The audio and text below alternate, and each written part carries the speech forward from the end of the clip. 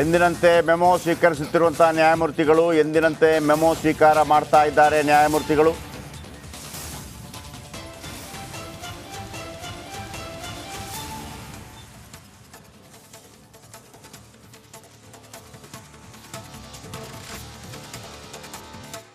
ಎಂದಿನಂತೆ ಮೆಮೊ ಸ್ವೀಕಾರ ಮಾಡ್ತಾ ಇದ್ದಾರೆ ನ್ಯಾಯಮೂರ್ತಿಗಳು.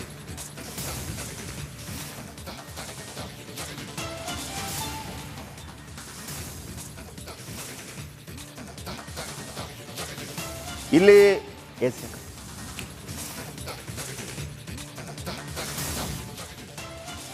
ಕೆಲವೇ ಕ್ಷಣಗಳಲ್ಲಿ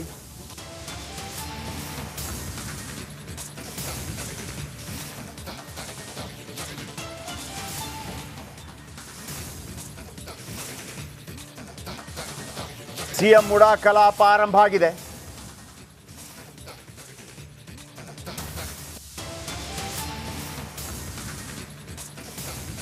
ಓಕೆ, ನಾಗೇಂದ್ರ ಬಾಬು ಇದೀಗ ನಮ್ಮೊಂದಿಗೆ ನೇರ ಸಂಪರ್ಕದಲ್ಲಿದ್ದಾರೆ. ನಾಗೇಂದ್ರ ಬಾಬು, ಎಲ್ಲರಿಗೂ ವಿಚಾರ ಗೊತ್ತಿರುವಂಥದ್ದೇ. ಎಸ್, ಲೇಟೆಸ್ಟ್ ಆಗಿ ಅಂದರೆ ಈಗಾಗಲೇ ಮೆಮೊ ಸ್ವೀಕಾರ ಮಾಡ್ತಾ ಇದ್ದಾರೆ. ಈ ಮೆಮೊ ಸ್ವೀಕಾರ ಮಾಡೋದಂದ್ರೆ ಏನು ಅಂತ ಒಂದು ಜನರಿಗೆ ಹೇಳಿಬಿಡಿ. ಯಾಕಂದರೆ ವಾದ ಪ್ರತಿವಾದಗಳು ಮುಗಿದೋಗಿದೆ. ಇವತ್ತು ಏನಿದ್ರು ಕೂಡ ಜಡ್ಜ್ಮೆಂಟ್ ಕೊಡೋದು ಮಾತ್ರ.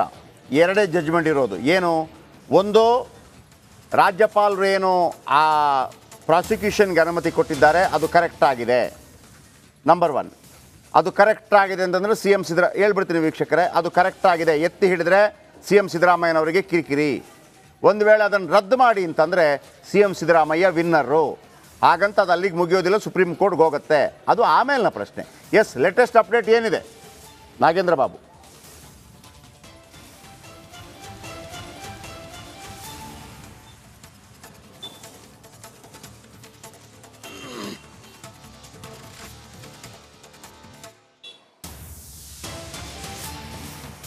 ಜಯಪ್ರಕಾಶ್ ಶೆಟ್ಟಿ, ನೋಡಿ, ಈಗ ಹೈಕೋರ್ಟ್ನ 17ನೇ ಹಾಲ್ ನಂಬರ್ಗೆ ನ್ಯಾಯಮೂರ್ತಿಗಳು ಆಗಮಿಸಿದ್ದಾರೆ. ಮೆಮೋವನ್ನ ಕೂಡ ಸ್ವೀಕರಿಸಿದ್ದಾರೆ. ಅಂದ್ರೆ ಇವತ್ತಿನ ಕೇಸ್ಗಳ ಡೀಟೇಲ್ಸ್ ಅಂದ್ರೆ ಯಾವ್ಯಾವ ಕೇಸ್ಗಳಿದೆ, ಯಾವ್ಯಾವ ವಿಚಾರವಾಗಿ ನಾವು ಇವತ್ತು ಕಲಾಪವನ್ನ ನಡೆಸಬೇಕಾಗುತ್ತೆ ಅನ್ನೋದ್ರ ಬಗ್ಗೆ ಒಂದು ಮೆಮೋವನ್ನ ಸ್ವೀಕಾರ ಮಾಡ್ತಾರೆ.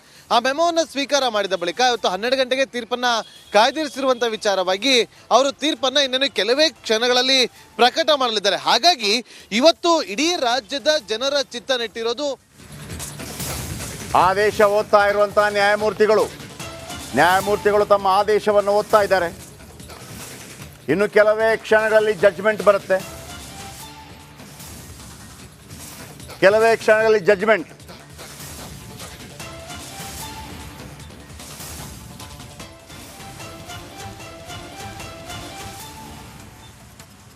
ಕೆಲವೇ ಕ್ಷಣಗಳಲ್ಲಿ ಜಡ್ಜ್ಮೆಂಟ್ ಬರುತ್ತೆ.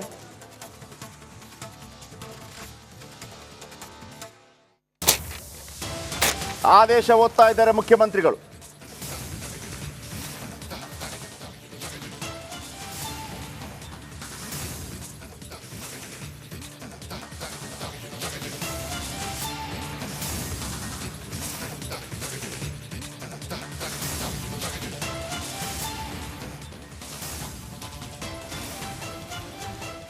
ಆದೇಶ ಓದ್ತಾ ಇರುವಂತ ಈಗ ಕಾರ್ಯಕ್ರಮದಿಂದ ಹೊರಟಿದ್ದಾರೆ.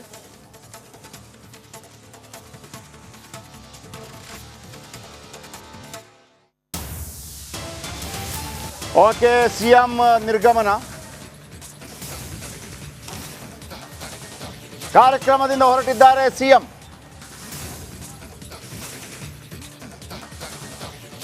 ರಾಜ್ಯಪಾಲರ ಆದೇಶವನ್ನ ಎತ್ತಿ ಹಿಡಿದ ಹೈಕೋರ್ಟ್. ಮುಖ್ಯಮಂತ್ರಿಗಳಿಗೆ ದೊಡ್ಡ ಹೊಡೆತ, ದೊಡ್ಡ ಶಾಕ್, ಹಿನ್ನಡೆ. ಸಿಎಂ ಸಿದ್ದರಾಮಯ್ಯನವರಿಗೆ ಹಿನ್ನಡೆ.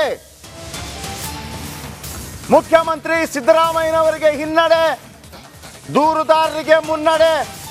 ಈಗ ನಿರ್ಧಾರ ಆಗತ್ತೆ ಏನು ಮಾಡಬೇಕು ಅಂತ ಹೇಳಿ. ಸಿಎಂ ಸಿದ್ದರಾಮಯ್ಯ ಈಗ ರಾಜೀನಾಮೆ ಕೊಡುವ ಪರಿಸ್ಥಿತಿ ಬರುತ್ತಾ? ಸಿದ್ದರಾಮಯ್ಯ ಅರ್ಜಿ ವಜಾ. ರಾಜ್ಯಪಾಲರ ಆದೇಶ ಎತ್ತಿ ಹಿಡಿದ ಹೈಕೋರ್ಟ್. ದೂರುದಾರರಿಗೆ ದೊಡ್ಡ ಗೆಲುವು, ವಿಪಕ್ಷಗಳಿಗೆ ದೊಡ್ಡ ಗೆಲುವು. ಮುಖ್ಯಮಂತ್ರಿ ಸಿದ್ದರಾಮಯ್ಯನವರಿಗೆ ದೊಡ್ಡ ಹಿನ್ನಡೆ. ಸಿಎಂಗೆ ಬಿಗ್ ಶಾಕ್. ಮುಖ್ಯಮಂತ್ರಿಗಳಿಗೆ ಸೋಲು. ಇದೀಗ ಪ್ರೋಸೆಸ್ ಮತ್ತೆ ಶುರುವಾಗಬೇಕು. ದೂರುದಾರರು ಕೆಳಗಿನ ಕೋರ್ಟ್ನಲ್ಲಿ ದಾವೆ ಹೂಡಬೇಕು. ಆ ನಂತರ FIR ದಾಖಲು ಮಾಡಬೇಕಾಗುತ್ತದೆ. ಈಗ ಯಾವ ತನಿಖಾ ಸಂಸ್ಥೆಯಿಂದ ತನಿಖೆ ಆಗಬೇಕು ಅಂತೇಳಿ ಕೋರ್ಟ್ ನಿರ್ಧಾರ ಮಾಡುತ್ತೆ. ರಾಜ್ಯಪಾಲರ ಆದೇಶ ಎತ್ತಿ ಹಿಡಿದ ಕೋರ್ಟ್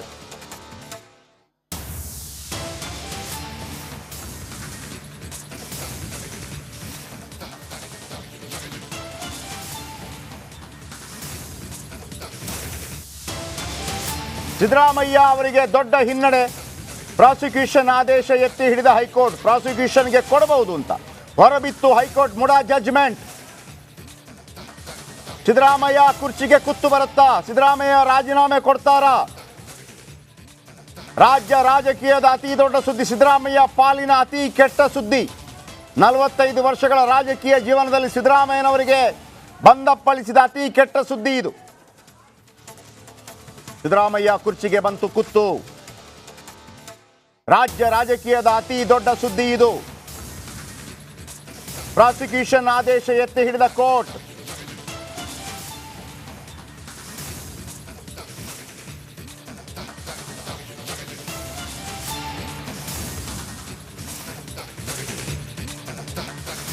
ಈಗ ಸಿಎಂ ವಿರುದ್ಧ ಪ್ರಾಸಿಕ್ಯೂಷನ್ಗೆ ಅನುಮತಿ. ಸಿಎಂ ವಿರುದ್ಧ ಪ್ರಾಸಿಕ್ಯೂಷನ್ಗೆ ಅನುಮತಿ. ದೂರುದಾರರು ವಾದ ಮಾಡಿದ್ರು, ಜಮೀನು ಮಾಲೀಕನೇ ಅಲ್ಲದ ವ್ಯಕ್ತಿಯಿಂದ ಭೂಮಿ ಖರೀದಿಯಾಗಿತ್ತು. ಸೈಟ್ಗಳಾಗಿ ಹಂಚಿಕೆಯಾದ ಭೂಮಿ ಅದನ್ನು ಬಾಮೈದ ಖರೀದಿ ಮಾಡಿದ್ರು. ಡಿನೋಟಿಫಿಕೇಶನ್ ಮತ್ತು ಸೈಟ್ ಖರೀದಿ ಮತ್ತು ಭೂ ಪರಿವರ್ತನೆ ವೇಳೆ ಸಿದ್ದರಾಮಯ್ಯ ಮುಖ್ಯಮಂತ್ರಿ ಆಗಿದ್ದರು. ಸಿದ್ದರಾಮಯ್ಯ ಡಿನೋಟಿಫಿಕೇಶನ್, ಸೈಟ್ ಖರೀದಿ, ಭೂ ಪರಿವರ್ತನೆ ವೇಳೆ ಸಿದ್ದರಾಮಯ್ಯ ಉಪಮುಖ್ಯಮಂತ್ರಿ ಆಗಿದ್ದರು. ಈ 50-50 ಅನುಪಾತ ಬಂದಿದ್ದೇ ಸಿದ್ದರಾಮಯ್ಯನವರು ಮುಖ್ಯಮಂತ್ರಿಗಳಾಗಿದ್ದಾಗ. ಸೈಟ್ಗಳಾಗಿ ಹಂಚಿಕೆಯಾದ ಭೂಮಿಯನ್ನು ಬಾಮೈದ ಖರೀದಿ ಮಾಡಿದ್ರು. ಸೈಟ್ಗಳಾದ ಭೂಮಿಯನ್ನು DC ಪರಿಶೀಲನೆ ಮಾಡಿ ಪರಿವರ್ತನೆ ಅಂತ ದಾಖಲೆ ಸೃಷ್ಟಿ ಮಾಡಿದ್ರು. ಇದಕ್ಕೆಲ್ಲ ಕಾರಣ ಅಧಿಕಾರ ದುರುಪಯೋಗ ಅನ್ನುವಂಥ ಆರೋಪ ದೂರುದಾರರದ್ದು. ಇದೀಗ ಸಿಎಂಗೆ ಕಾನೂನು ಪ್ರಕಾರ ರಾಜೀನಾಮೆ ನೀಡದೆ ಕೂಡ ತನಿಖೆ ಎದುರಿಸಬಹುದು, ಸಾಧ್ಯತೆ ಇದೆ. ಈಗ